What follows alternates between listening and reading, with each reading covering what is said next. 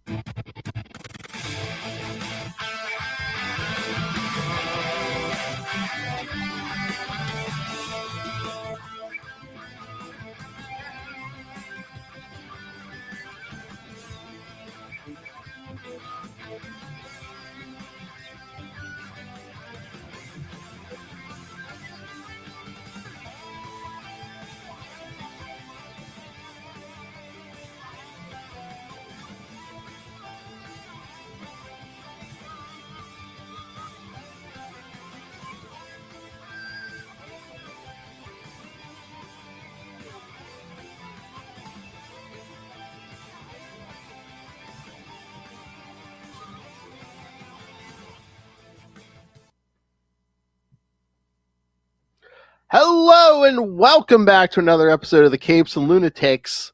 It is the part one of the Secret Wars 2 sausage party. It's me, Phil. And of course, just the only other person who would join me is Justin the Owl. Taking a trip back 40 years ago. A trip back in time. Yeah, just in time for the 40th anniversary. That was last year. Yeah. We were going to do this last year on Marvel Tales. Yeah. But we reorganized things a little bit. And we had to prepare ourselves. We had to be ready. Get prepared for the awesomeness. Yes. Charlie Esther's favorite storyline. Yes. The Beyond there. Molecule Man. Now, was this his all-time favorite or like top 10? I don't know if it was his all-time favorite, but it was pretty high. It ranked pretty high up there. Yeah.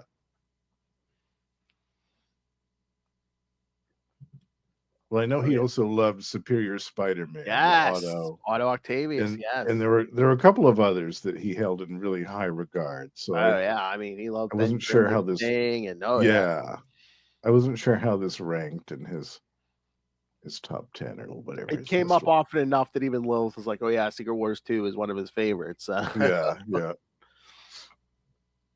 I think when we talked like the 2015 Secret Wars, he would like refer back to Secret Wars 2. I'm just like, yeah.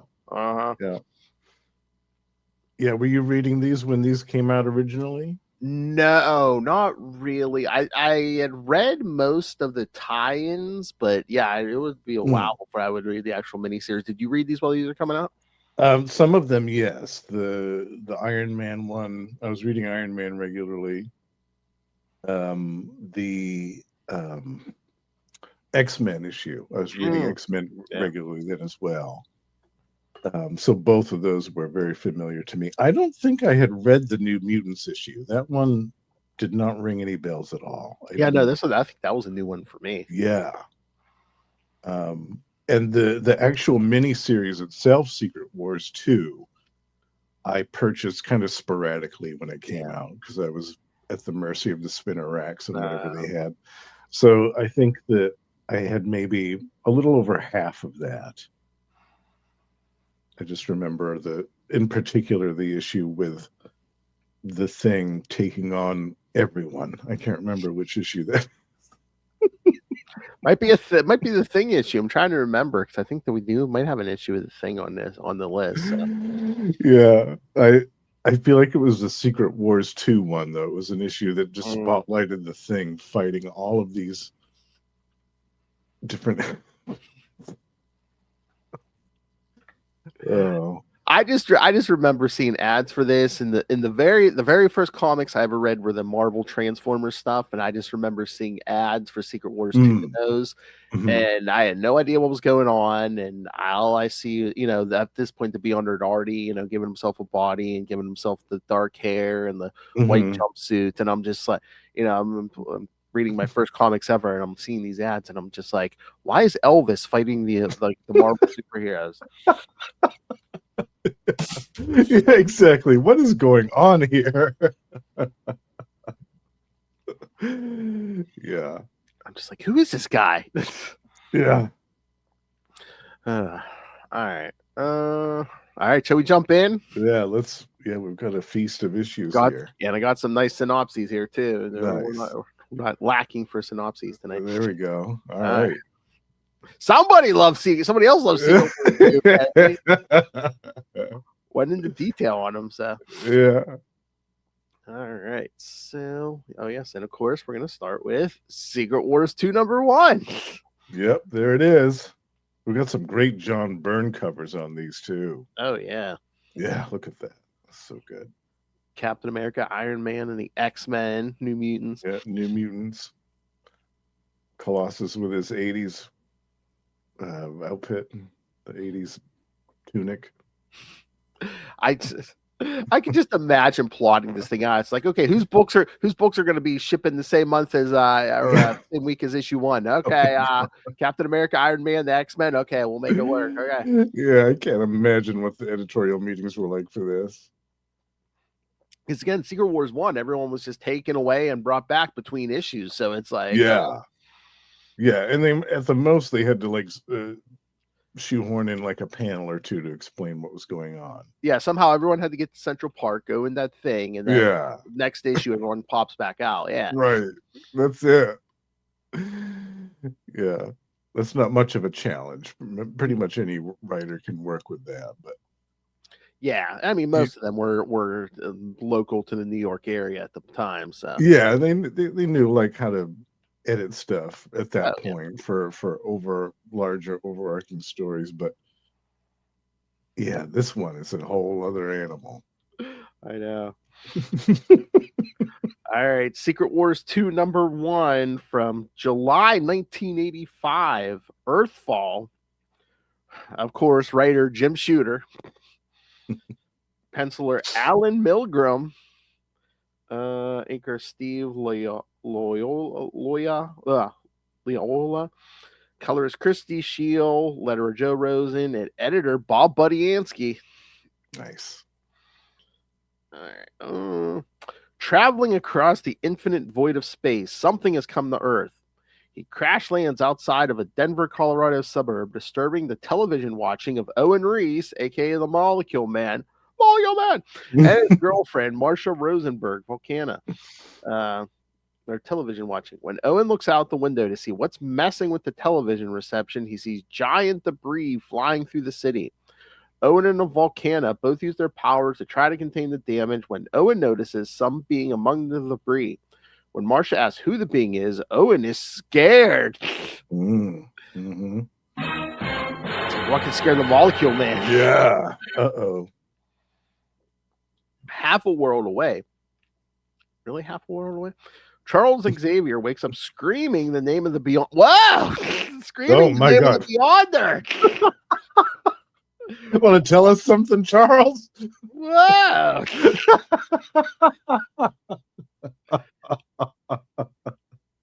Oh, I don't know what. I don't want. Do we want to know what happened on Battle World? Scream it! Oh man, I know what happened. He left. He couldn't walk. He got back. He can walk again. Maybe it was more than just a telepathic probe.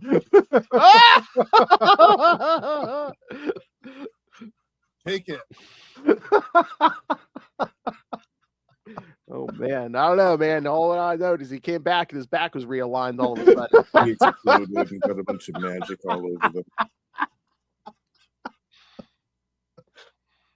Sometimes you just need it realigned manually. Oh my!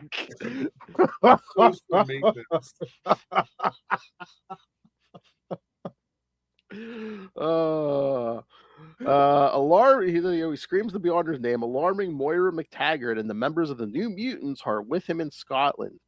Charles tries to get Moira to warn the X-Men in America. However, she tells him not to strain himself after their recent ordeals. Whoa, okay. Oh, jeez.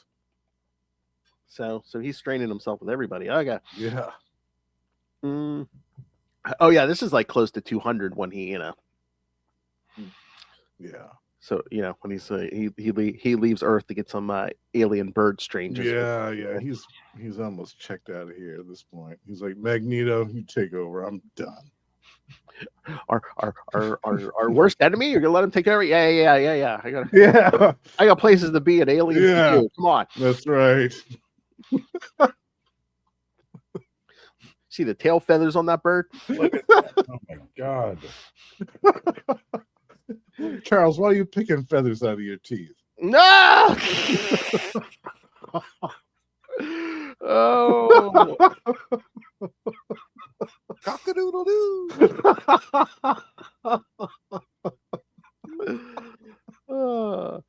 However, he is desperate and uses his mental powers to warn someone. However, the strain causes him to pass out.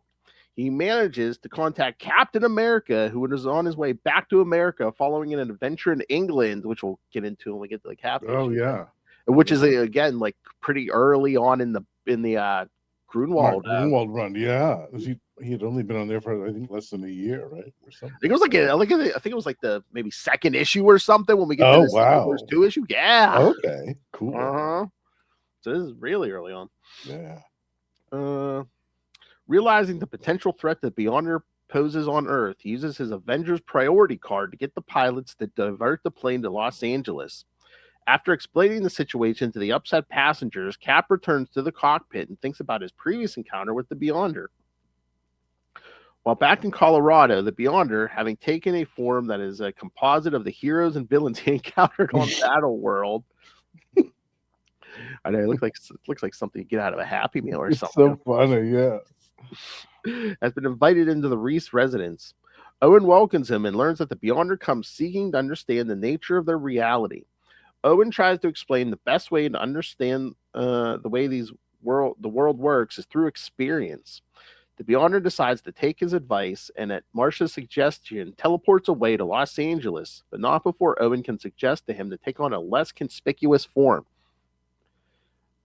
At Charles Xavier's School for Gifted Youngsters, the X-Men Nightcrawler and Colossus meet with Magneto, having been summoned by Professor Xavier to deal with the Beyonder. As they are having a tense conversation, Wolverine, Rogue, Shadowcat, and Rachel Summers burst in through the window and attempt to attack Magneto. Colossus and Nightcrawler stop them and explain that Magneto has come as an ally, not an enemy. After explanations are made, Wolverine agrees to allow Magneto to accompany them, but he intends on watching him closely.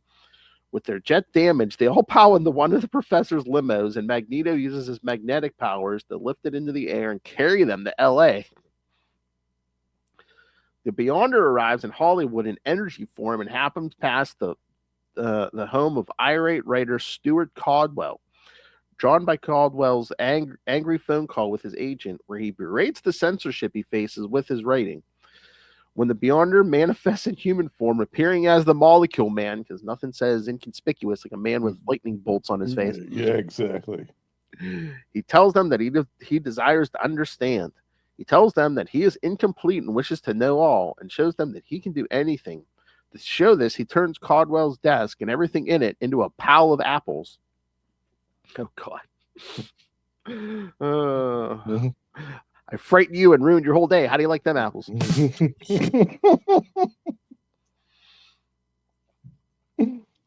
Elsewhere in LA, Magneto tracks down other members of the New Mutants who have been forced to fight in a mutant arena. Magneto bursts through the arena. He tries to recover the New Mutants and their allies. However, only Cannonball, Magic, Dazzler, and Lila Cheney accompany them back. When they try to convince the X-Men to go back for the others, Magneto tells them there is no time and they are on their way. While back in Hollywood, Calder is amazed to learn of the Beyonder's powers and tells him that if he had power and asked to give him a display of desire by giving him some powers of his own.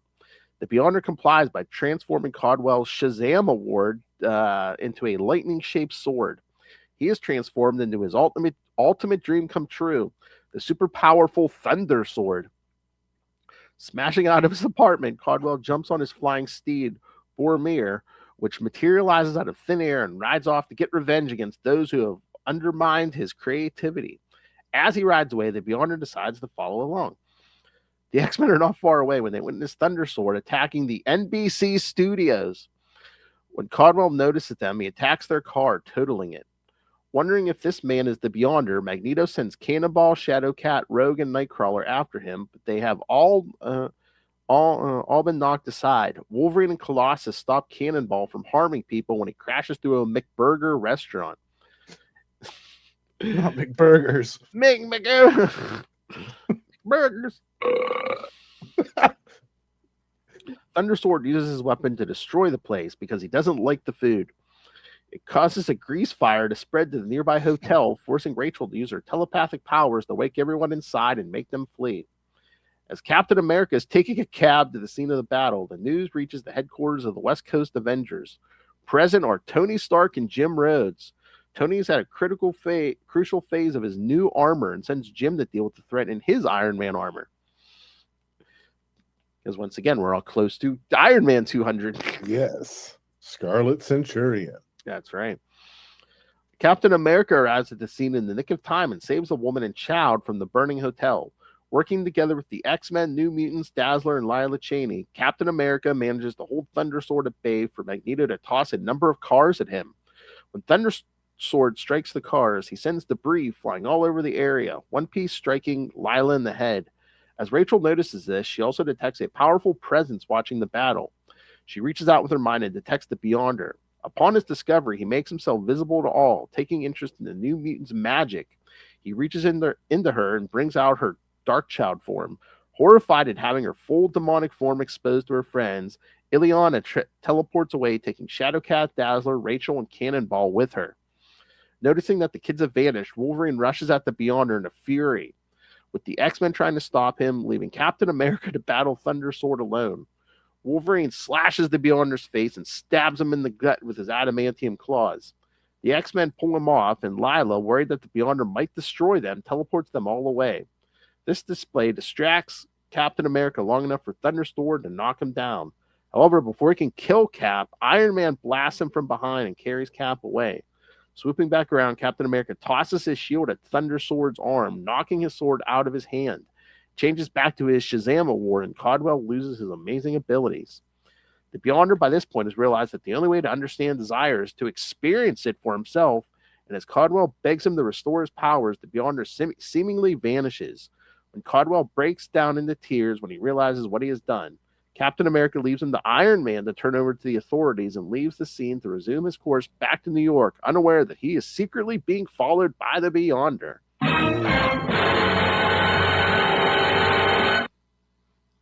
All right. What do you think, Justin? This was a wild trip. I had forgotten about all the stuff that happened in this one. Oh, yeah. Yeah.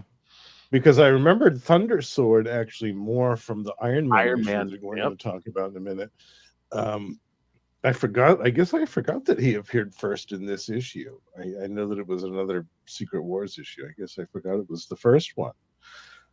But I thought that was cool because Shazam, and then he has Captain Marvel from DC Shazam powers. Like, I thought that was clever. Oh yeah, I mean, this issue is jam packed, man. This ain't my comic system. Yeah. And I'd forgotten about the Beyonder taking on that weird hodgepodge form when he first appears with all the different pieces of everybody's look. Yeah, it was so out there. And I had forgotten too that Wolverine got right in there and slashed at him with his claws. Mm-hmm. And he just stares at him and just gives him the gives him the hairy eyeball, and they disappear. I mean, you had to figure that wasn't going to work, but again, on Wolverine, the guy can destroy us with a thought. I better kill him while I got the chance. Exactly. Yeah.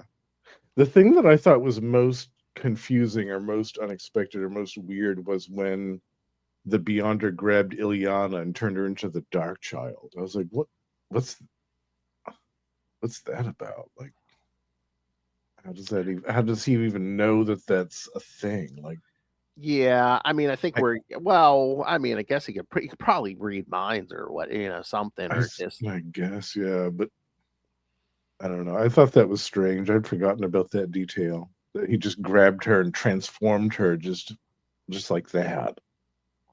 Was probably trying to release all her inhibitions, because again, he's studying desire. Yeah. So yeah. And again, we got to set up that New Mutants issue. That's true. It's like we have to bring this group of people together, and then we need to split them apart by the end of the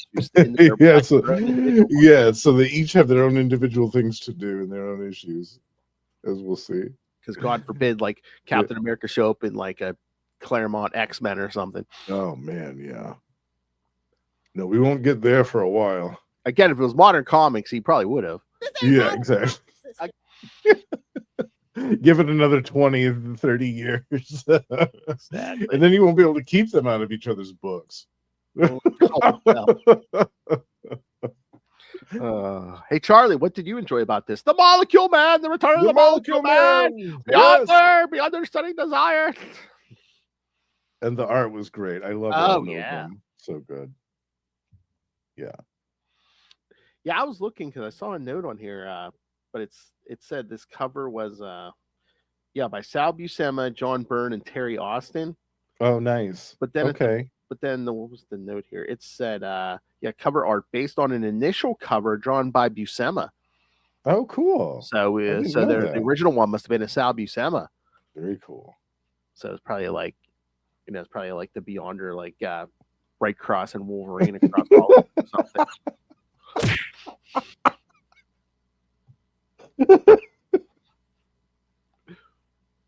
We still need that collection, that omnibus of all of the Sal Buscema right hooks. Oh yeah, we need that.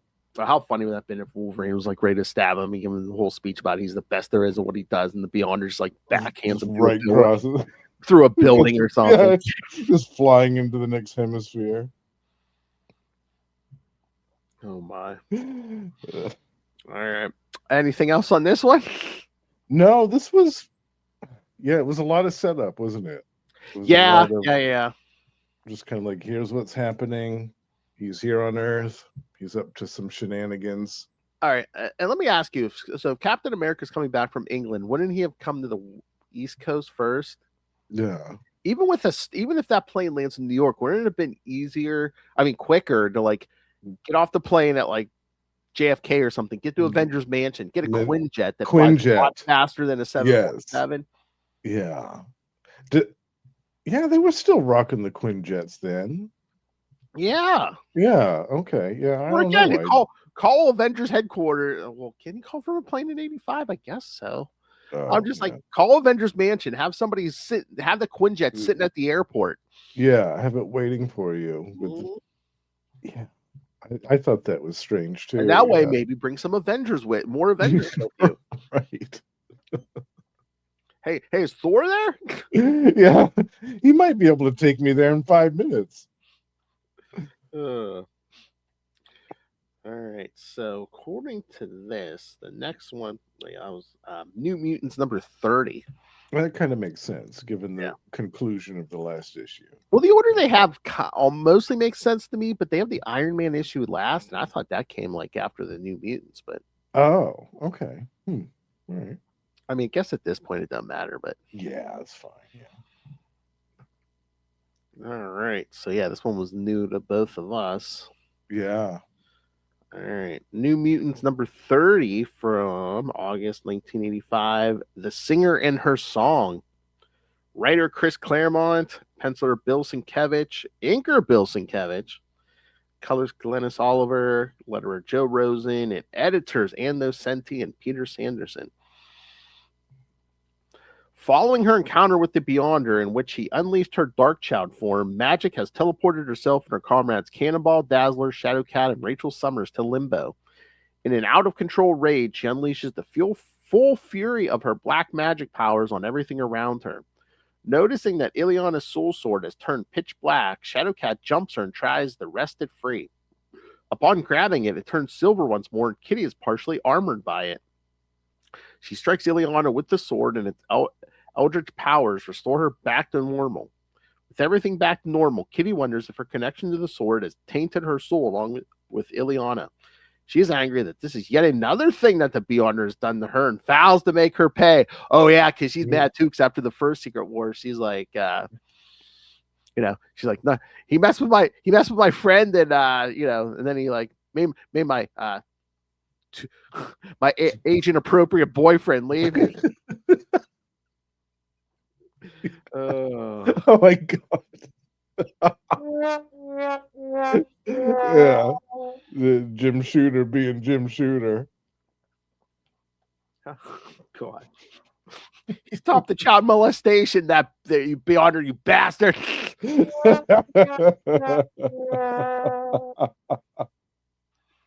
Oh, Claremont. So funny.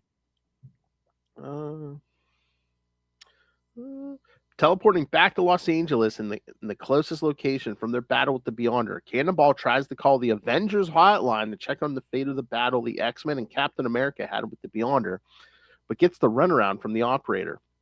When deciding what to do, they decide it's best to try and find the location of their missing friends who are still prisoners of Alexander Flynn's mutant arena, which is what all the X-Men should be doing. Hot wiring one of Lila Cheney's cars, the quartet of mutants find a man who purchased a ticket to the arena, and Rachel mind probes him to learn the location of the cellar. As they speed off, they hope to eventually track down the location of the Gladiator Arena and rescue their friends Sunspot and Magma. Dazzler offers to infiltrate the arena to locate their friends for them. However, Kitty declines the idea, telling her that without any training, it's too dangerous for her. While back in the arena, Sunspot fights against two warriors and easily wins yet another bout. Returning backstage, he deactivates his powers, and Amara points out that he has been wounded. They are confronted by a hologram of Alexander Flynn, who tells them that the wound is a badge of honor. When Sunspot mocks him, Flynn reminds them that he has children hostage that he will kill if they do not comply with him. While outside, the other New Mutants and their allies have managed to find the location of the arena. As they stake out the area, they notice that Dazzler has slipped away and is heading toward the main gates. Kitty is unimpressed, and as Rachel is contacting Dazzler telepathically, the Beyonder invisibly appears behind them. Rachel tries to get Dazzler to come back, however. Dazzler, still troubled when Lila Cheney called her a junkie, is determined to go in and prove that she is not addicted to the arena. Before Rachel can stop her from going further, Dazzler passes a side screen that blocks Rachel's ability to maintain contact. Cannonball is not happy that Dazzler has gone in and asks Kitty to go after her. However, Kitty tells him that it was her choice. Rachel, meanwhile, detects some strange presence in their midst. Inside the mansion, Dazzler is welcomed by her old gladiator comrades, Ivich and Max.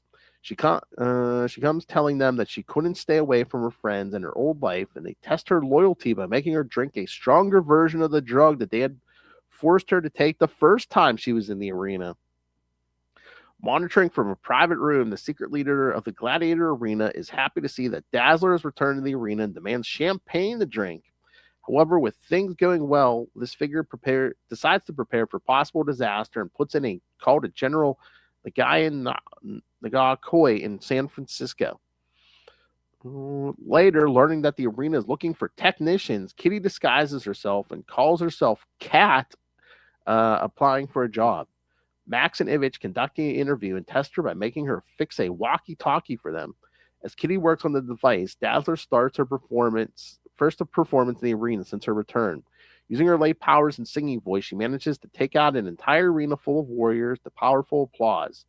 Once more being adored and recognized, Dazzler realizes that this is where she belongs, that she is home. She's unaware that she's being watched by the Beyonder, who finds the whole spectacle interesting. As the battle concludes, Kitty turns back over the device, and impressed by her work, Max hires her. Backstage, Dazzler revives Sunspot and Magma, who was knocked out by her light show. When she tells them that she has come with Cannonball and the others to save them, they want nothing to do with her, telling her that they saw her on stage and she enjoyed what she was doing. Dazzler denies it, but deep down she wonders if they are right.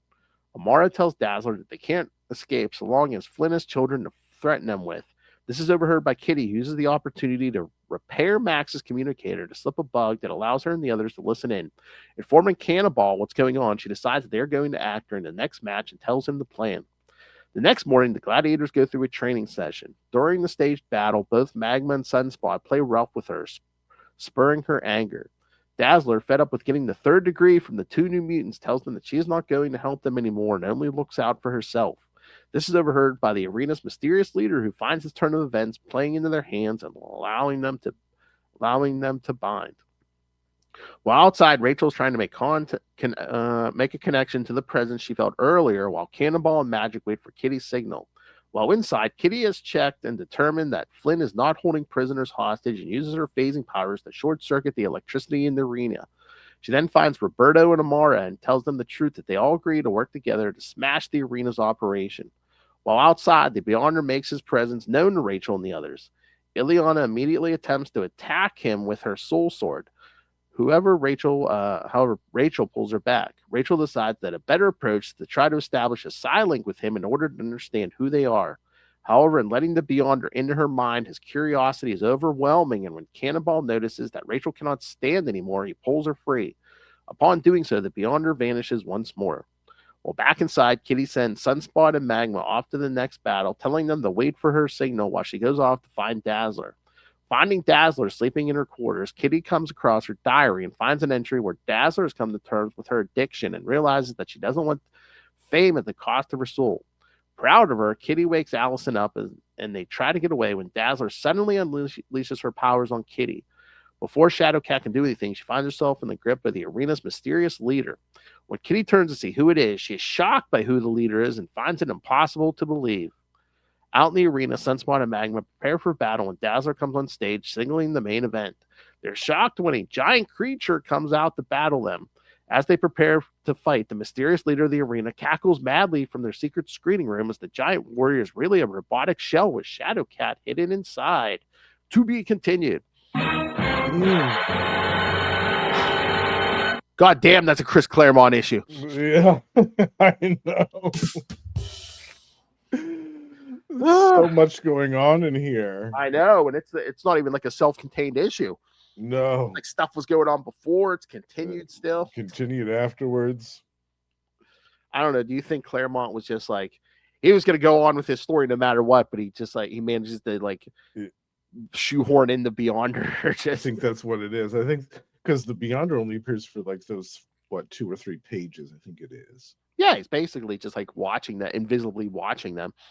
Yeah, and then there's that brief rapport with Rachel, that telepathic link, but that's it. So yeah. I think that maybe they just had to do some last minute editing to remove like some extra stuff with the gladiator arena and all that.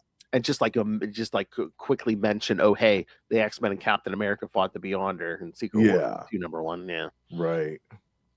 Yeah, the editors were probably working overtime on all this stuff. Yeah.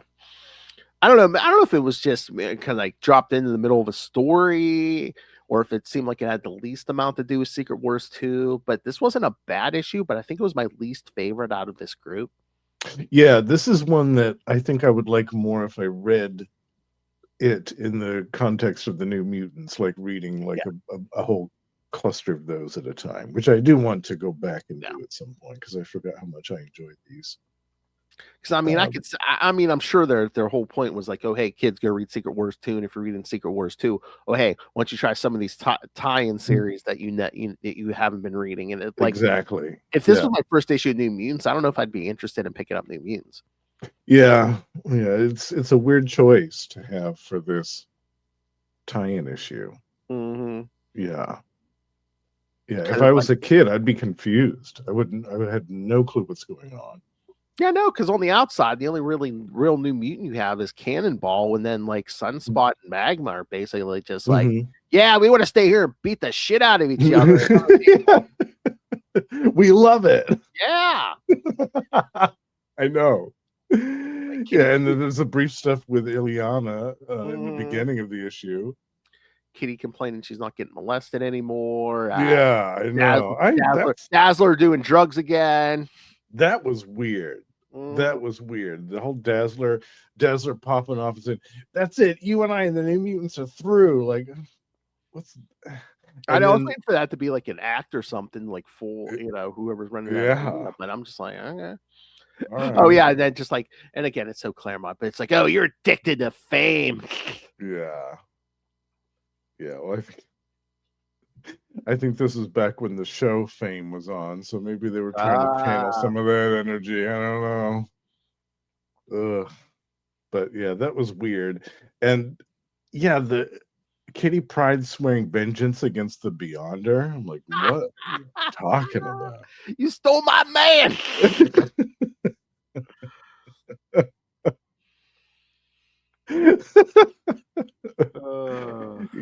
was a little weird. Yeah, if I was a kid and this was my first issue of New Mutants, I'd be like, I'm not into this. Yeah. No. And there's way too much stuff going. I mean, again, I love old comics you get so much more for your money than modern comics. But again, it's a Claremont. There's a lot going on here. Yeah. A lot of dialogue, or a lot of plot. Yeah. A lot of weird stuff too. Kitty, you stole my man, Beyonder.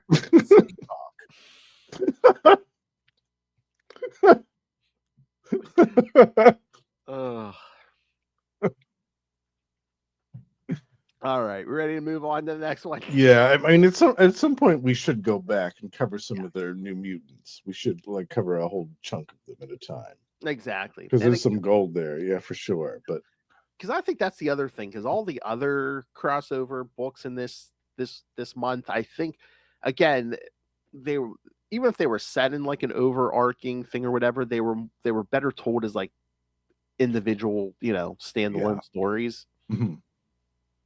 Yeah, definitely. Because again, as we'll see in this next issue, the Captain America issue, God, Grunwald picked it. I think that the England thing with Captain Britain was somebody else. So like Grunwald just picks him up. He still hasn't been home since Grunwald started writing the book. He's like, what day is it? Hit the ground running. In the days before iPhones and stuff, it's like, what day is it?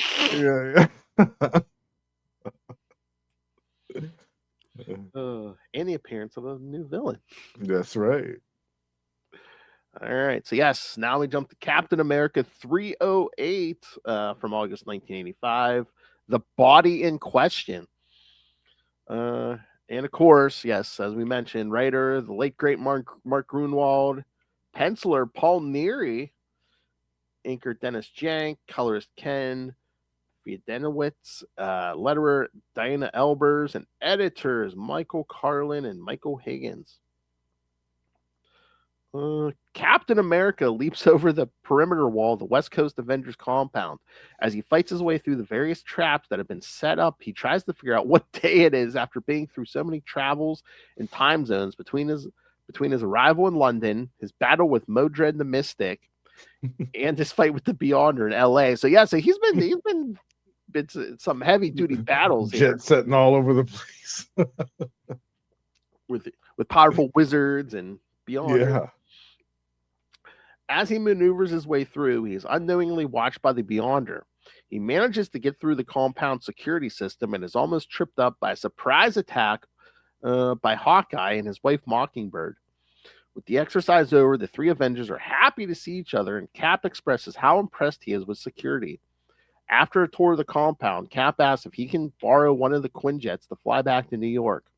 Hawkeye is glad to loan him one, and he and Mockingbird head off for a party, leaving Cap alone on the compound. Yeah, isn't it a red carpet of a new movie, Wonder Man Center? Oh yeah, I think so. Yeah, I did mention Wonder Man. Yeah. But I love like every other story. They're like, oh yeah, someone always has to be on monitor duty. Meanwhile, there's nobody here. Cap's here by himself now. Yeah. I guess they consider one of the staff to be on monitor duty. I guess, but just the way it seems like Cap's here completely alone. Yeah. Good thing there's automated defenses, or somebody could just stroll right in there. But again, also the quote unquote guest the West Coast Avengers have, which we're gonna find out. I'm like, wouldn't you just have someone here to guard him? Yeah. I know. Especially him. Oh yeah. Before Cap can get into a jet and fly home, the alarm on the compound sounds. When he goes to see who is intruding on Avengers property, he is shocked to see a large humanoid armadillo. The creature introduces himself as Armadillo and tells him that he has come for something, but nothing will stand in his way. Cap battles the creature and easily gets the advantage due to the fact that while super strong, Armadillo is not very fast or agile. Eventually tricking the creature into a pit, Captain America realizes that the armadillo is not really much of a threat or particularly bright. He asks the armadillo why he has come to the compound. The creature explains that he has come to save the life of his wife Bonita. He explains that some months ago his wife collapsed of a mysterious illness. Taking her to various doctors and draining his income, nobody was able to help her. Not willing to give up, he decided to seek out doctors who had questionable practices and would come to Dr. Carl Malice, Ooh. who believed that he could save his wife. Malice would agree to save his wife on the condition that he would collect the villain known as Goliath. Uh-oh. That was a shocking revelation, almost like Yeah. Thunderbolt. As part of this plan, Malice mutated him into a humanoid armadillo for the task. It's like, you can't just give him super strength. You got to mutate him into an armadillo. Yeah. It's got to add that extra little flair in there. I know. I don't know. Maybe because like Grunwald's like, yeah, I want to come back to the armadillo, but I'm like, it's a Secret Wars 2 tie. Why doesn't the Beyonder just like change this dude to give this guy some powers like a Thunder Sword? Yeah. Or at least give you more, oh, hey, this is a Secret Wars 2 tie-in. Change him back, or at the end of the issue, change him back, or at least like phase him out of the suit or something. Yeah. Graft. Captain America, remembering that Goliath is being held prisoner on the compound since his last battle, agrees to take Armadillo to where they are holding him, figuring that the creature will not be able to carry the giant-sized Goliath out of the compound. When they arrive there, the Armadillo reveals that he had a vial of shrinking compound. However, when he pulls it out, he finds that it has been smashed during the fight. Captain America suggests that he go back to Dr. Malice and get some more. However, this is a trick that Cap is playing on the dim-witted Armadillo so that he can follow the villain to Malice's hideout. I love it. Yeah, he's so stupid. It's like Cap's like, oh yeah, go get more. I'll let you come back and get Goliath. It's like, okay, yeah, because even if we let him do that, it's not like, oh hey, no, I promise the Avengers won't be here when you get back. Yeah, no, come back. Yeah. While back in New York, Cap's girlfriend Bernie Rosenthal enters his apartment and finds that Steve is still not home yet. Wondering if Steve's roommate Jack has seen him, she checks to find that Jack is gone and wonders if he left without telling anyone, recalling how his job hunting was not going very well and that she was mad about something when she last something. It literally says when she last something. Oh. Whoops. So yes, Jack Monroe, kids, Nomad. So yeah, that was like the first thing Grunwald did, was kind of like write Nomad out. Yeah. I think he's in the next issue as well, but I think that's when he kind of like leaves. That's his exit, I think. Yeah, he's doing the whole Bruce Banner sad piano walk at the end of the issue. But at least like Grunwald, like actually just like did it in the plot. He's like, okay, Nomad's leave, and not like a new writer comes on, like, okay, I don't like that cast member, so we're not just going to talk about him anymore. Yeah. He made sense. Yes. He made it. Yeah, he worked actually it into the plot. Stuff. Yeah, and he ended up bringing him back a few times. Yeah. Back in LA, Cap tracks the Armadillo to the Eagle warehouse where he reports the Malice. Malice is angered by the Armadillo's failure and is even more upset when he finds that Captain America has followed his minion back to his hideout. Attempts to coerce Armadillo. Malice attempts to coerce Armadillo into killing Captain America by threatening to kill his beloved Benita. However, Cap tosses his shield so fast it strikes Malice's arm holding the switch, breaking it. Before the Armadillo can attack, Cap warns him that a battle could damage important machinery, keeping his wife alive. He then orders the Armadillo to wait while he contacts the authorities. As Cap leaves, Malice is happier to have to deal with the real authorities than Captain America. As Cap walks to a payphone to call the police, the Beyonder, having watched the entire display, is impressed by Captain America's show of physical prowess. Scanning Captain America's body, even more so than a horny owl. The Beyonder changes his physical form into an exact duplicate of Cap's body and teleports away. Nice. The Beyonder knows a good thing when he sees it. He's like, oh yeah, I want to look like that with big old guns. He's like, I want to look like that. Oh my. Bigger boobies. That'll be another 10 years from now. Hours later, Captain America finally gets into a Quinjet and flies back toward New York. While in that city, Black Mamba, Anaconda, and Death Adder are searching through the home of their former colleague, the Sidewinder, trying to find their cut of the money from their last job. They only find fouls on themselves and other snake-themed supervillains. Sidewinder arrives home and quickly changes into his costume. When they demand their cut of the money, he not only pays them their cut, but explains to them that he invested the money and earned them a profit. He offers them a business deal in the most lucrative supervillain venture. Impressed with this offer, they ask to hear more. Yeah. So yeah, Serpent Society incoming. Yeah. Which we did talk about, like that first meeting of the Serpent Society on Marvel Tales. So when they killed MODOK. Yes. Yeah. That was a big deal, actually. Yeah. So yeah, maybe I'll try to share those. I'll try to remember to share the link. Yes, those Marvel Tales episodes. Yes, because we did talk Serpent Society. At some point, maybe for July or something, we could do a couple Captain America episodes and go back to some Mark Gruenwald stuff from around this time period and fill in some of the blanks of that, because the next one is the Madcap issue. Yes, and that is a laugh riot. Oh my God, we have to. Oh my God, we have to get Lila so high and do that issue. Oh man, won't get any longer, Father. Yeah.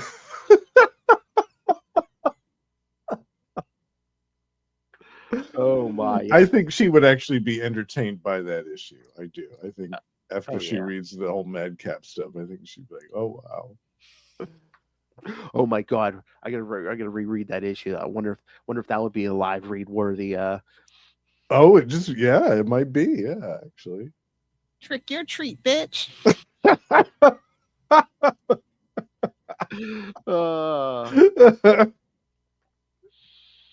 Oh yeah. Can you imagine? Hey, Lil, let's do some live reads of some Captain America issues.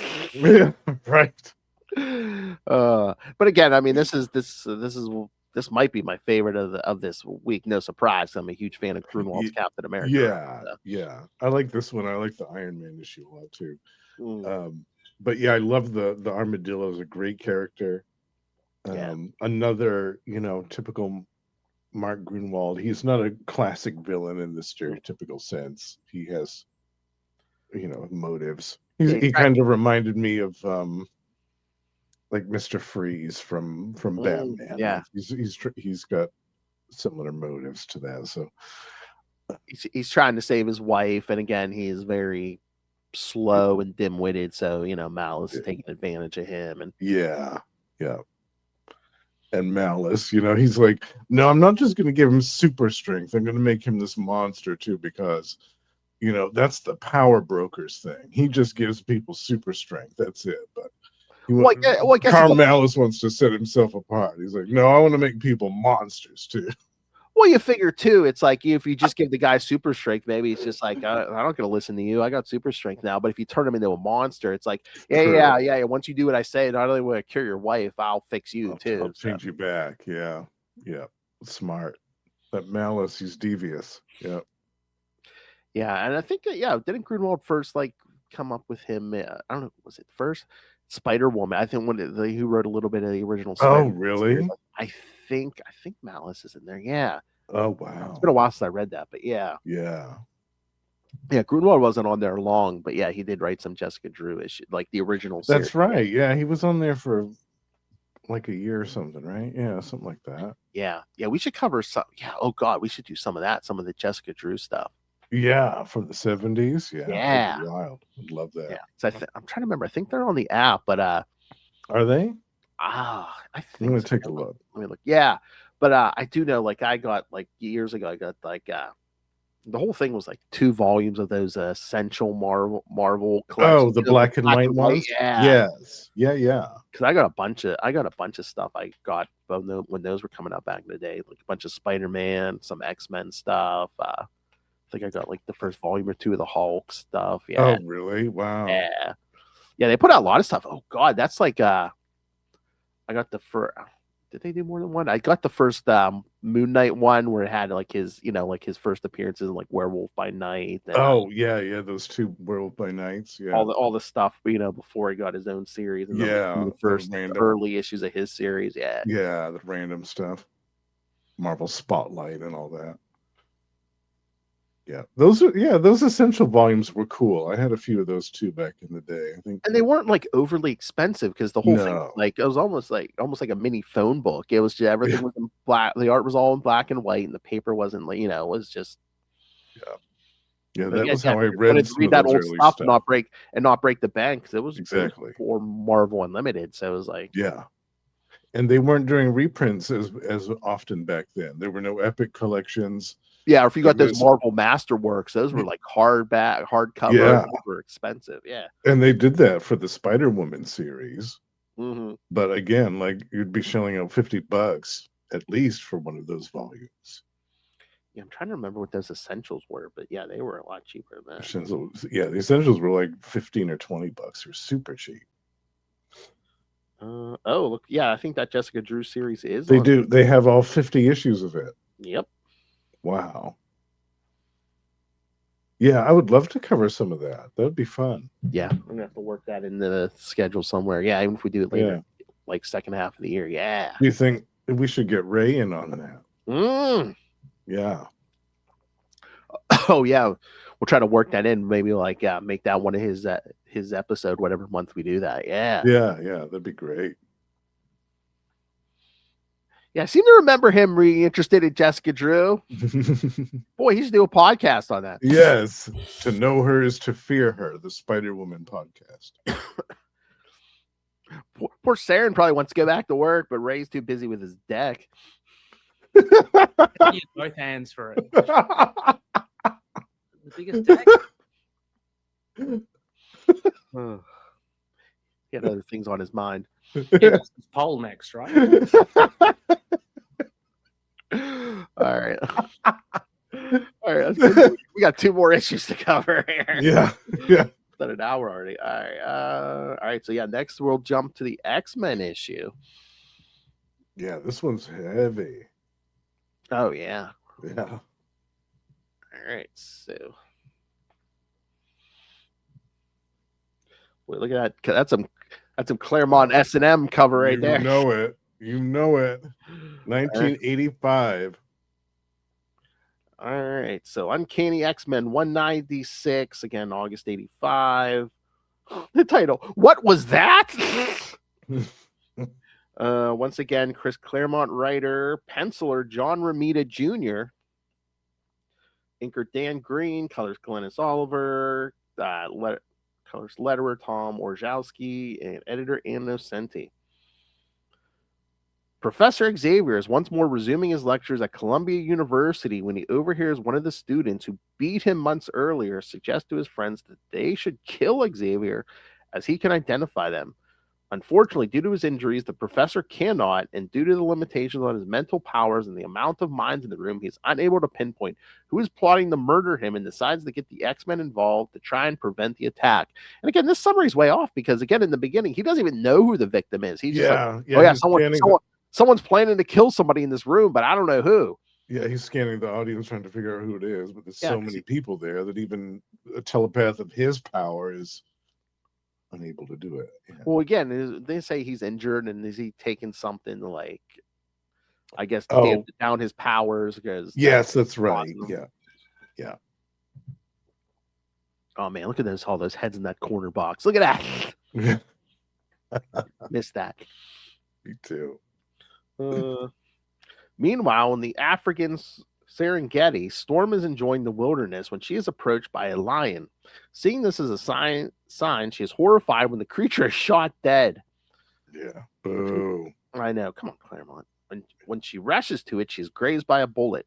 This is a shot fired by Andreas von Strucker, who's paying Aurora back for beating her and her brother up earlier, and they decide to leave her for dead in the wilderness. That's brutal. Are you saying these twins are bad people? They're raised by a Nazi. Come on.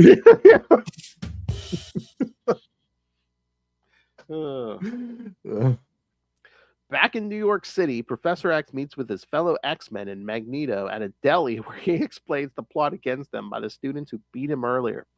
As they begin planning, Rachel becomes distracted when she notices a strange man suddenly entering the deli and asking strange questions about manners and satisfying his curiosity about food.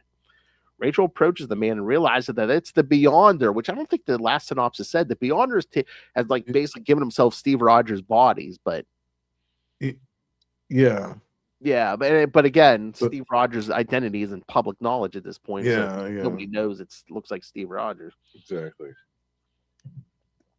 But when Kitty goes up to see who he is, who she is talking to, and Rachel points him out, the Beyonder has vanished just as mysteriously as he entered, leaving both wondering what the Beyonder wanted. Nightcrawler is paying a visit to his priest, Father Bowen, at St. Anne's Church. He explains his encounter with the Beyonder, a being that has shaken his faith in God. Breaking down into tears before the troubled priest, Nightcrawler admits that he has lost. Yeah, so what you think about that is like, yeah, the Beyonder's like shaking Nightcrawler's crisis of faith. Yeah, that's pretty wild. I'd forgotten about that. Actually. I know, and I forgot too. It's like, yes, like Cyclops ain't here, Storm ain't here, so like Nightcrawler's like the acting like leader of the X-Men at the moment. Yeah, because everybody else is kids except for Wolverine. It's so funny. It's just like, I swear, if you become leader of the X-Men, you know you're going to be out in like 6 months to a year. High turnover rate. Exactly. Yeah. That night at Columbia University, the students plotting to kill Xavier plan a special device on Xavier's desk that will kill him the moment he sits down at it. While nearby, the X-Men stake out the area looking for clues. As Rogue carries Rachel over the campus, she talks about how she can trust Magneto to work with the X-Men, considering that in her reality, Magneto was a trusted ally of the surviving X-Men. The conversation ends when Rachel picks up trouble in an alley and the two help stop a mugging. However, it proves to be a bitter victory as the man they saved was jumped while writing an anti-mutant epitaph on the wall. Angry that this sort of anti-mutant sentiment is allowed, Rachel angrily blasts the wall and vows never to let her apocalyptic future to happen again. As she and Rogue walk past, neither are aware that they were being watched by the Beyonder, who has found Rachel's actions very interesting and decides to observe her further. Elsewhere, Kitty and Wolverine go over reports back from the others when Kitty's curiosity and Wolverine's cigar makes her yank it out of his mouth and give it a puff. She finds the smoke incredibly harsh and proceeds to have a coughing fit.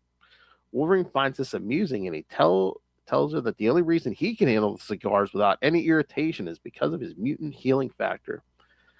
They then begin talking about if they should be able to trust Magneto, to which Logan suggests that Magneto deserves a chance at redemption. Claremont issue, oral fixation, check. Yeah. Kitty then decides to check out their next list of suspects and uses her phasing powers to gain access to a dormitory, unaware that the Beyonder is secretly watching her. She enters a physics lab where she comes across her classmate Roger and some other students working on something in secret. She decides to butt in and start asking questions. Roger, knowing that Kitty attends Xavier's school, asks if she is a mutie, when she retorts by asking him if he identifies as a racial slur. Oh, yeah. Which they put a black bar over on Marvel and Marvel Unlimited. So yeah, they do. But in the actual issue, I was going to say, yeah, in the actual issue all out. 1985, yeah, they like the N word, right? Yeah, they printed the whole thing out. Yeah, I remember reading that because this is one of the issues that I got when it came out when I was a kid, and I was only like 7 or 8, maybe, reading that. And I was like, whoa. I know. She goes, "Are you? Yeah, well, are you an N-word?" It's like, yeah, wow. Whoa. Jeez. You kissed men too old for you with that dirty mouth.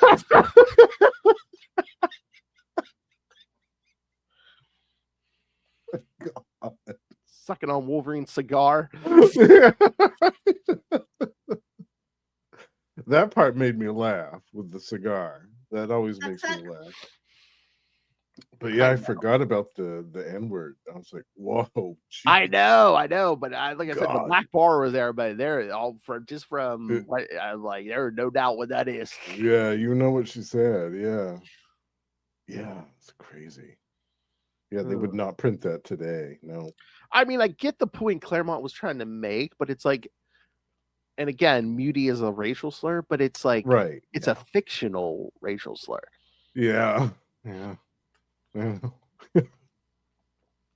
Yeah. So yeah, she calls him a racial slur. He becomes angry, and she points out that calling a mutant a mutie is no different or any less hurtful. When she decides to leave, she is maced and chloroformed, and again, it's a Claremont issue. And Roger decides that she has to die as well. Her attempts to contact Rachel or the professor telepathically, but it's too late. While the other X-Men are waiting for Kitty, Rachel accompanies Xavier and Magneto back to Charles's office. She is expressing her concerns over the Beyonder when she detects his presence when they enter the office. Using her psi powers to try and get them to see him too, Rachel inadvertently activates the weapon left behind by the students, a psi scrambler device that bombards her mind and threatens to overload it. The resulting blast sends Charles and Magnus flying out of the building. While the other X-Men rescue them, Wolverine goes back to check on Rachel. Rachel, so furious about being attacked in such a horrible way, manifests her hound costume and facial tattoos and races off to find the men responsible. She crashes in on Roger as he is attempting to choke Kitty to death. She knocks all the students aside, and when Roger attempts to shoot her with a gun, she uses her telekinetic powers to turn the bullet back. It almost strikes Roger, if not for Magneto's timely arrival. He argues with her that this is not the way to deal with those whose ignorance and hate lead them to treat mutants as they do. He explains that the way of violence has done nothing for him over the years. Rachel counter-argues that in the future she came from, humans made her into a slave hound and killed all those she loved. When she expresses that they need to pay for the pain and suffering they have caused, Magneto decides to let her make up her mind, telling her that she should slaughter them as mercilessly and callously as they would her. Rachel finds that she cannot take a human life and spares Roger, telling Magneto that she may never be able to forgive him for this and suggests that they leave. As they walk away, Kitty thanks Rachel for the help. In the aftermath of the battle, the Beyonder finds the whole tableau that happened before him strange and confusing, wondering why beings of such power would act in the fashion that they did. Finding the X-Men puzzling indeed, the Beyonder decides to turn his attention to others and teleports away. So, all Claremonts aside, it's like, I say this tie-in issue has the most Beyonder in it. Yes. Yeah, it does. Yeah. So, I mean, I think at all the times, again, and I love the Captain America issue, but again, I think this is probably the most worthy of, oh, hey, this is a Secret Wars 2 crossover issue. Yeah. Right. Which is surprising because it's then it's like the New Mutants issue, also written by Claremont, has like the least to do, I swear, with the Beyond. Yeah. Yeah, I wonder if he had the scripts prepared earlier for the New Mutant stuff. Maybe. And maybe he he's had in the middle of the storyline and stuff. Yeah. Maybe he had to do the least amount of changes on this script for X-Men. Maybe, or maybe he just thought the X-Men book was going to be a part of it, not the New Mutants, because again, the original Secret Wars, not everybody's book dealt with that, True. Because not everyone got teleported away. Here, the whole Marvel universe is getting involved. Yeah. In some way, big or small. Yeah. Yeah, this era of the X-Men is heavy, man. We got the Lion getting shot in the beginning, and Storm getting shot in the beginning, and I know, and then the Nazi children could be calling her Nazi kids and stuff, and yeah, and just the state of the X-Men right now. They're kind of scattered to the four winds as per usual, and they don't really have much of a leader, and they're just kind of bumming around. Yeah. And again, Charles Xavier is about ready to make his exit. Right. And they have no idea, right? They have no clue that he's getting ready to leave. No, I'm trying to remember. Does he even know he's leaving at this point? But so I think it's like, isn't he like slowly dying? But it's like Shi'ar medicine can help him. Or is that? Yeah, that's what it was. I don't know, but again, something like that. But again, bird strange. Yeah, because Priorities, you know, you got Yeah. priorities. he leave by like 200, and then he ain't back, and till like they go to get him at like 275 or something. Yeah, Jim Lee issue. Yeah, because there's a few years there in between. Like, Yeah, yep, the whole Australian. Oh, we got to do some Australia issues. yeah, definitely. Love that stuff. They run into some weird things about in Australia. Yeah. Taint. Taint.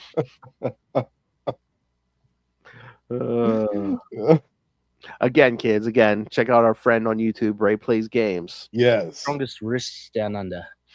Always a good time over there. Yeah, he's put up a new episode. What was it, the last day or two, I think? I think so, yeah. It was sometime this week. So yes, go and comment. Lilf always like, tell him Capes Lunatics sent you. Oh, baby. That's right. All right, so ready to get to the Iron Man issue? Yes, yeah. All right,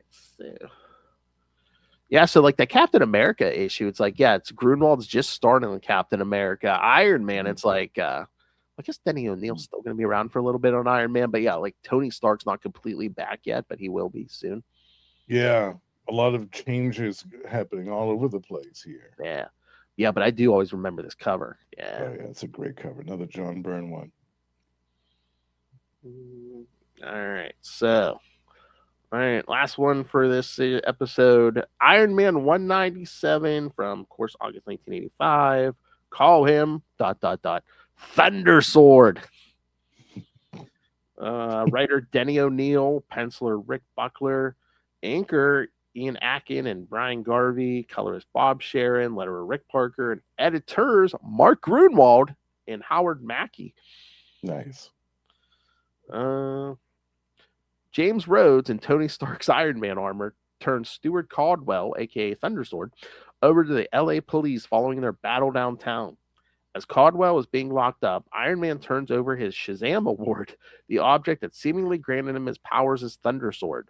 However, alone in his cell, Stuart rationalizes that since his powers were derived from his imagination, that the limitations were also the product of his imagination as well.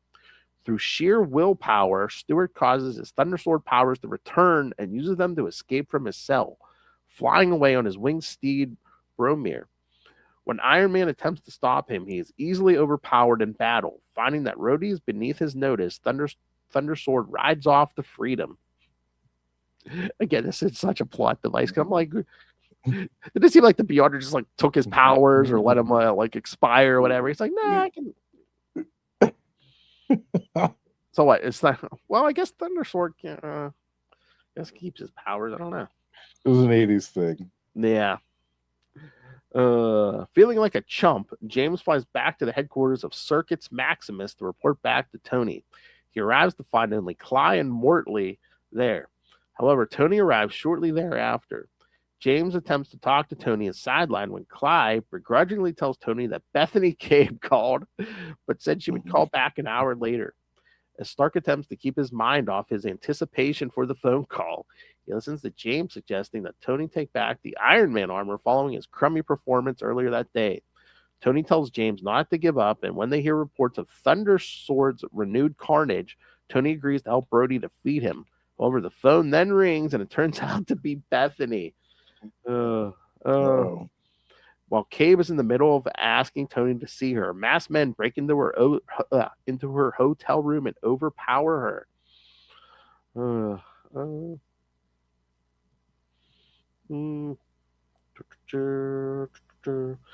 Realizing that Bethany's in trouble, Tony puts aside all his other work and puts on an old suit of Iron Man armor to try and rescue her. Basically, the very first armor. It's the original. Armor. Yeah, yes. The old gray lead one. That's basically... I think that's the only one he had left besides the one Rhodey's wearing, because, like, I think Stain tried to, capture all the other Iron Man armors. Dump them in the ocean or something. Yeah, something like that. Because he had basically had like a whole vault of them, and they emptied the vault and just drove all the armors into the ocean. Yeah. At the hotel where Bethany is staying, the masked kidnappers try to load her up into a helicopter. However, she revives and tries to fight them off again. However, they convince her to stop resisting by threatening to shoot her. When Tony arrives, they are taking off in a helicopter, and his outdated armor is not powerful enough to keep up with the chopper, and the kidnappers manage to escape. So Tony was like, "Oh, well, lots of innocents in danger. I don't care. I got something else better to do." Superior. Again, priorities. He is a man of certain priorities. Yes. Yeah. Superior puss. Oh my. You want me to come rescue you? Yes, Daddy.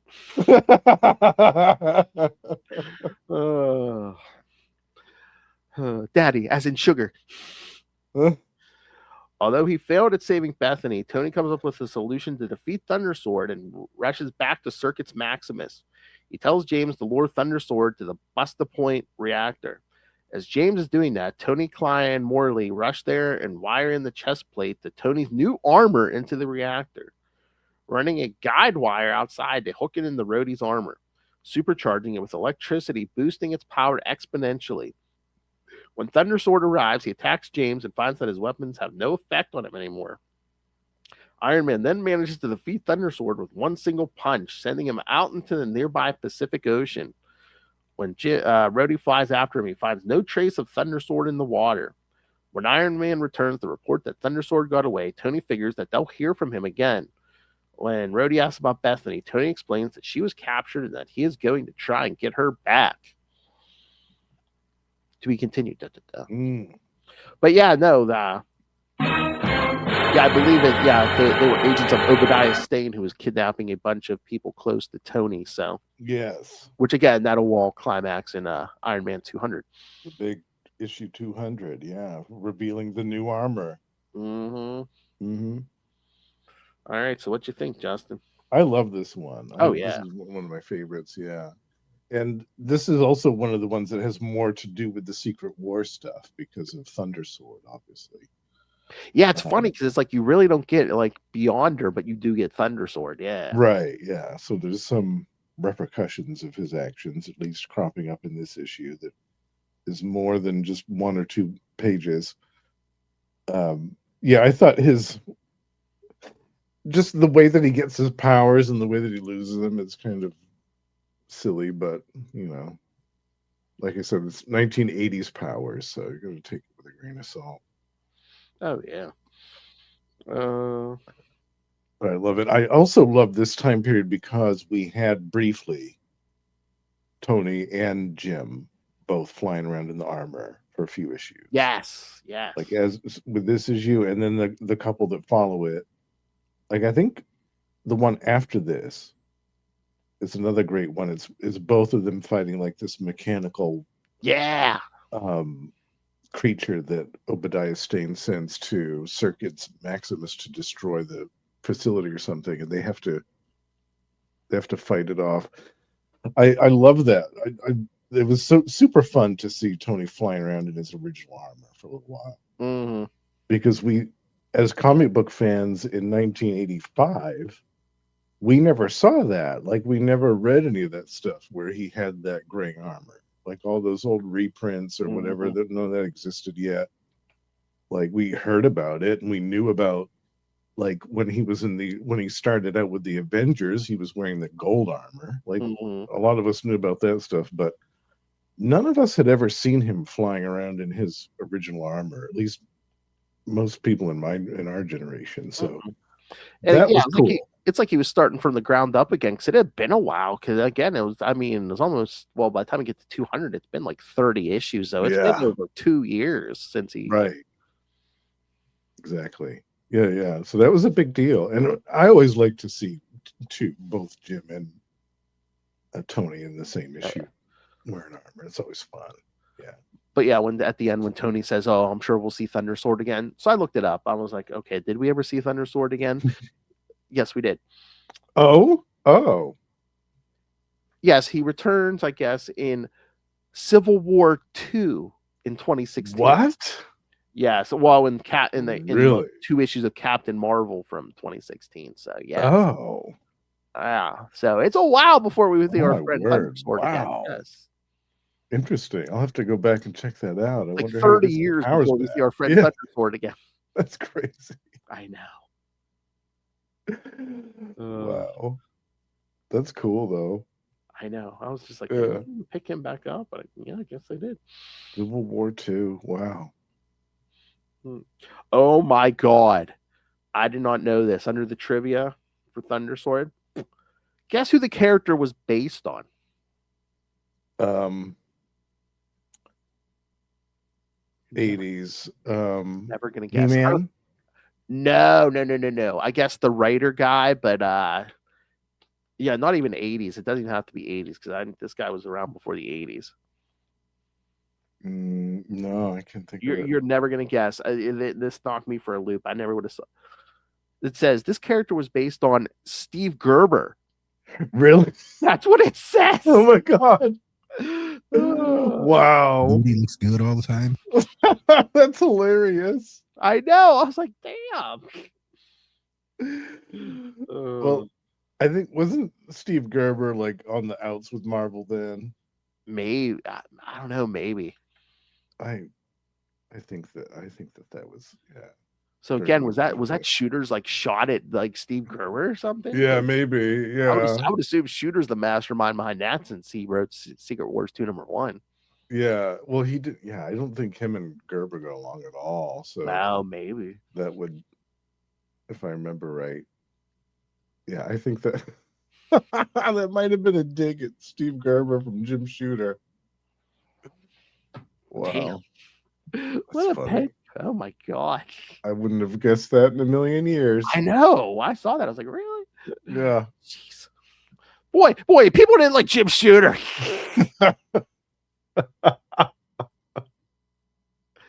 Oh. I think he had somewhat of a good mind for like business, but it's just like it doesn't seem like he had a lot of people skills. Yeah.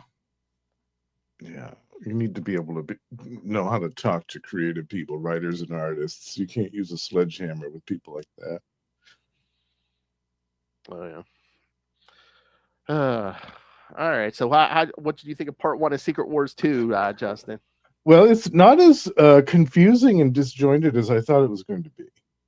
Yeah. Because we have, all these disparate. We've got the New Mutants and X-Men, Captain America and Iron Man, like all these different corners of the Marvel universe. I thought it might be a little all over the place and whatnot, but it really isn't, because of the fact that we mentioned that a lot of these issues only have just a page or two of the Beyonder or some tangential reference to what's going on in the larger picture. But yeah, for the most part, it was a lot of self-contained stories or stories that were continued from previous things that were going on. Oh yeah. And again, I mean, at least some of these issues had something to do with the Beyonder. Yeah. Well, I guess you kind of had. He took Steve Rogers' body. Right. Yeah. We'll get more though. We'll get some more of the more substantial appearances of the Beyonder later on. Yes, the Beyonder has much more to do. Yeah, he's just getting warmed up, folks. If this is your first time reading Secret Wars 2, buckle up. Oh yeah, because the Beyonder is just getting started. He's not going to be a passive observer for too much longer. No. He hasn't even gone to the bathroom yet. Teach me how to urinate. Oh my God. We're trying to drink water yet. We should try to get Russell for that episode. Teach me how to urinate. Which issue is that? Do you remember? It's got to be one of the Spider-Man issues, right? Because Spider-Man teaches him to use the bathroom. I think so. Or it might have been one of the actual Secret Wars too. Oh, maybe, yeah. With Spider-Man in it. I don't remember. Yeah, I can't remember either. We'll come up to it soon enough. Oh, yeah. Yeah. Yeah, because we'll bring up the Secret Wars schedule here. Yeah, because next episode in a few days we'll hear is our Deadpool live read. Yes. Me, Justin, Lilith, and Kristen. So yeah, we're all playing multiple parts. Oh yeah, it's gonna be good. Yeah. All right, but yes, next in a month, yes, when we get back to Secret Wars 2, we'll be covering Secret Wars 2 number 2, Web of Spider-Man number 6, Amazing Spider-Man 268, and Fantastic Four 282. So that's what I wonder if that Spider-Man next episode's going to be the bathroom issue, because maybe. So I'm looking. That might be the Spider-Man. The Amazing Spider-Man. Oh, because I think the Web of Spider-Man one is the one with the gold building. The gold. Yeah, I think Web and Amazing. So yeah, maybe it's later. Yeah, there is like 2 more Spider-Man issues later on, like towards the end. So maybe, I don't know. I can't remember which one is the gold building, but it's one of those. Yeah, but I think you're right, man. I think it's it might be next time with the Web and the Amazing, because I do remember that yeah, he does change it. I think it is the Web issue. He changes the building to gold, because like in the Amazing issue that follows up, it's like them trying to clean it up and keep it. Yeah, the aftermath of government trying to keep it quiet and stuff. Yeah. Right. Yeah. Crazy. All right. So, all right, kids. So yeah, send us your thoughts on Secret Wars 2, this issue, the upcoming stuff. We got lots of good stuff coming up. Like I said, the Deadpool live read. Later this month, we're going to have our first Electric Superman episode. Yes, I'm super excited for that. Oh, super excited. Yeah. Super. Get it? Yeah.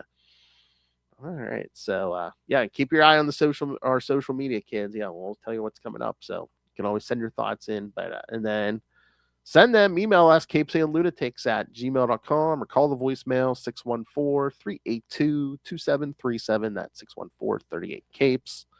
And remember, you can follow us on pretty much all social media. And as I said, last episode, I think I have started a Substack for Capes and Lunatics. So find that and subscribe. And you don't have to look for us. It'll drop right into your email. Right. Help support us by buying merch at TeePublic in spring. And I've worked up a new Capes and Lunatics logo. So expect a new t-shirt then. Oh, nice. Yeah. Coming soon. So yeah. New t-shirt for the new year. I love it. Yeah. So that's why I even told Lilith when I showed her the logo. I was like, yeah, I think that'll look pretty good on merch too. She's like, yeah, definitely. And of course, again, the best way to support us, Lilith's favorite method, is just rain random money on us through the Cash App link. Again, keep the queen happy. We need the money. Gimme. And of course, the Patreon, where again you get exclusive uncensored content every month. We gotta still figure out what to do with January, but December, Justin and I talked about his concert going experiences, went through one of his playlists. Yeah, it was super fun for 2025. Yes, like I said, you get exclusive uncensored content, and the biggest thing you get for your money is it is the only safe way to tell Lilith Hellfire what to do. So that's worth it for the money alone. That's right. So yes, kids, subscribe to the Patreon and tell Lilith Hellfire what to do. Shut up, Phil. So go subscribe at patreon.com/CapesandLunatics. Fucking crazy. Again, these are the censored episodes you're listening to. Imagine when we take the training wheels off, kids. All right. And of course, if you need more Justin the Owl, which you know you do, check him out on the Lost Library of Legends. Yes. He got some different stuff coming up too. And some that's true. And you'll be joining me actually, Phil, on one of my newest sub-series for that, Luminosity, the Dr. Light podcast, where we will be discussing the early adventures of the second character to use the name Dr. Light from DC Comics, Kimio Hoshi. Yep. Super excited for that. Oh yeah, me too. And then you sent me the list for the other one today, and I was just like, "Oh God, I like all of these. I don't know." You can join me for all of them if you want, Phil. It's always time constraints. Otherwise, I would. I'm like, No, oh, I know. Yeah. Because that second character, I'm like, I think I'd rather. I mean, I love Dr. Light is cool, but I think the other character, I'm like, oh yeah, even more. Well, yeah, there's some key stuff in there. Yeah, for sure. Yeah. So stay tuned. Go subscribe to Lost Library of Legends, kids. You got That's some good right. stuff coming. Cooking for the new year. Yeah. And of course, yes, go on Amazon, pick up Dick Grayson Boy Wonder by Kristen. Again, learn everything you need to know about Dick Grayson, and you will learn something again. And you should be reading. And your purchase helps supports an educator, Kristen herself. Mm-hmm. And of course, you can follow me all over social media at PodfatherPhil. All right. Good episode. Oh God, I can't believe we got to wait another month for Secret Wars. Yeah, now I'm curious which one the episode the issue rather where Spider-Man teaches him how to pee. Oh, we'll find out. I'm curious now which one that is. All right, but for another episode, we have been your Capes Alpha Silent Lunatics. Yes. Again, come back in a few days for that Deadpool 11 live read. Yes, the live read. It's gonna be crazy, I promise you.